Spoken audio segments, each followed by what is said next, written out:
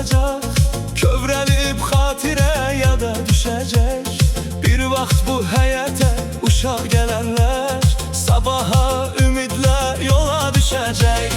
Partalar sirrimiz, divarlar səsimiz, dəftərdə yarımçıq qalan həvəsimiz. İllər ötüb keçsə, dəyişsə yollar, silinməz qəlbdən bu məktəb izimiz. Son səng çalınır, dayanır zaman, kövrəlir bugün hər bir insan.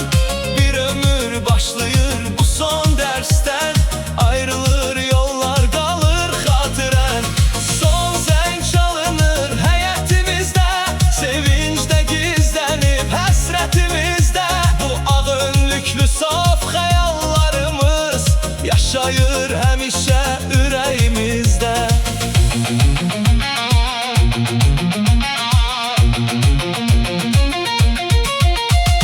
Müəllim səsində bir ata nuru, dostların gülüşü qəlbimin yurdu.